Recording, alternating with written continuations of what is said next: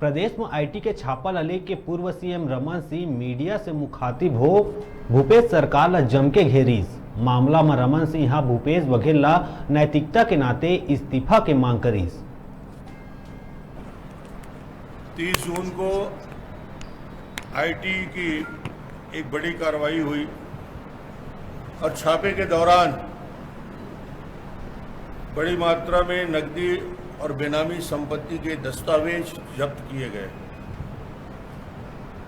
और मुझे ये कहने में कहीं संकोच नहीं है, 30 जून 2022 को कांग्रेस की भ्रष्ट भूपेश सरकार के कारण छत्तीसगढ़ महतारी एक बार फिर शर्मसार हुई है।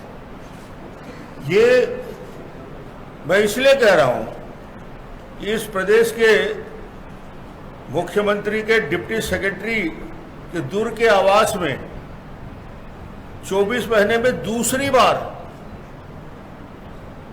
आईटी की रेड हुई, ये भी अपने आप में कीर्तिमान है। साथ ही मुख्यमंत्री के करीबी सूर्यकांत तिवारी और उसके पार्टनर के साथ के ऊपर 30 स्थानों पर कार्रवाई की गई। ये वही सूर्यकांत तिवारी है। जब हॉस्पिटल में एडमिट होते हैं तो मुख्यमंत्री अपने मंत्रिमंडल के मंत्रियों सहित विधायकों सहित वहां बैठ के घंटों बैठकर उसका हालचाल जानते हैं, कितने नज़दीक हैं। ये मैं कहना चाहता हूं, इस रेड में कुल 9.5 करोड़ की अवैध नकद जब्त किया गया, 4.5 करोड़ की ज्वेलरी और उसके साथ 200 करोड़ से अधिक जो अवैध कलेक्शन हुए हैं उसके भी प्रमाण मिले हैं। ये रेड मुख्य रूप से कोल ट्रांसपोर्ट की अवैध कमाई को प्रमाणित करता है, जिसको मैंने न जाने कितनी बार आपके साथ प्रेस कॉन्फ्रेंस में चिल्ला चिल्ला के बोलता रहा हूं। 25 रुपया टन कोरवा में अवैध वसूली 24 घंटा चल रहा है, सरकार के संरक्षण में चल रहा है। अवैध वसूली का ये धंधा पूरे छत्तीसगढ़ में कोरबा से चल के और ये पूरा पैसा अवैध तरीके से वसूलने की कार्रवाई सरकार के संरक्षण पे हो रही है। इस जांच के दौरान 50 करोड़ की अचल संपत्ति के दस्तावेज भी आईटी डिपार्टमेंट को प्राप्त हुए हैं। ऐसे दस्तावेज के साथ साथ अकाउंट शीट्स मिले हैं, डिजिटल सॉक्स मिले हैं और आयकर अधिकारियों ने जो अपनी जानकारी दी है पेपर के माध्यम से, उसमें सरकारी अधिकारियों को भी नगद भुगतान किए जाने के साक्ष्य मिले। आपको आश्चर्य होगा कि ये इतनी बड़ी बात जो प्रेस में आईटी डिपार्टमेंट ने जो अपने विज्ञप्ति जारी की उसमें स्पष्ट कहा है कि आईटी विभाग को सरकारी अधिकारियों को भी नगद भुगतान, करप्शन का स्तर किस गहराई तक जा चुका है, हिस्से में बांटे बंटवारे का काम कैसा होता है, इसका इससे बड़ा साक्ष्य और प्रमाण और क्या मिलेगा जब आईटी के पास दस्तावेज मिले हैं।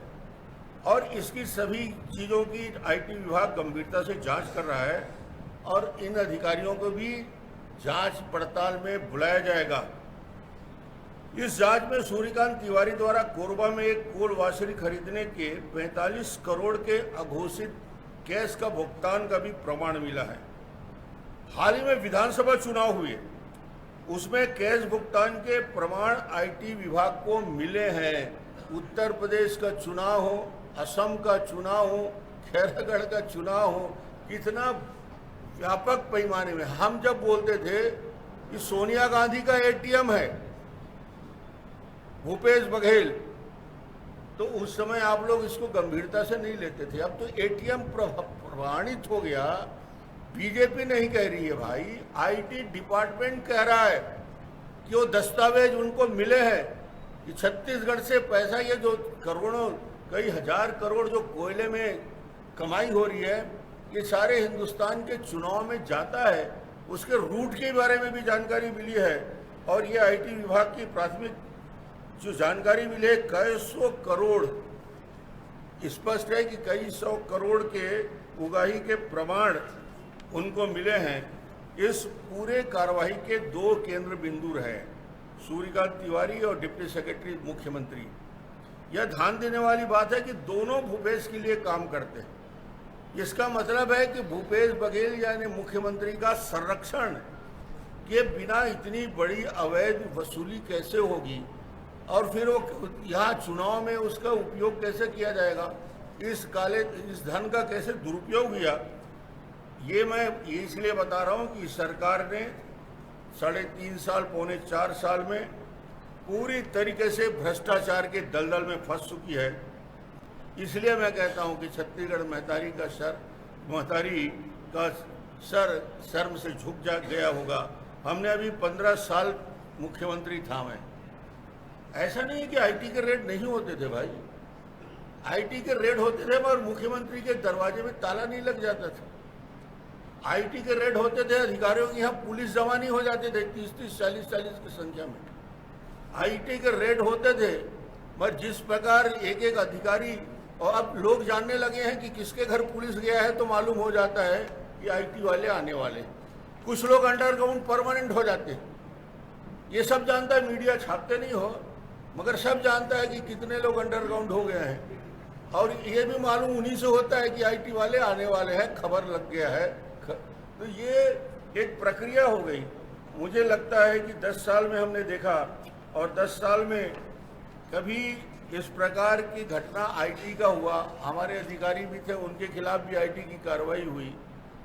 मगर जो भूपेश जी बार बार बोल रहे हैं ईडी आएगा, ईडी आएगा, ईडी आएगा, क्या हो गया भाई? ईडी कहाँ जाता है?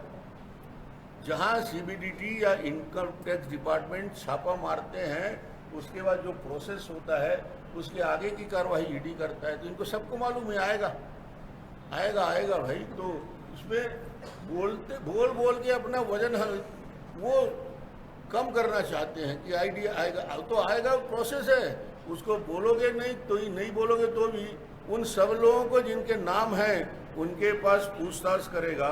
और यदि पहले रेड में आईटी डिपार्टमेंट ने जो मुख्य सचिव को पत्र लिखा था, उस पत्र को ऊपर यदि सरकार कार्रवाई कर लेती तो आज उनको ये दिन देखने को नहीं मिलते। कांग्रेस की सरकार भ्रष्ट अधिकारियों से पूरी तरीके से उनसे लिप्त है। ये सरकार सत्ता में रहने का नैतिक अधिकार पूरी तरीके से खो चुकी है। पूरे दुनिया में मालूम हो चुका है कि छत्तीसगढ़ की और देश की भ्रष्टतम सरकार भूपेश बघेल काम कर रही है पिछले 3 पौने 4 साल से।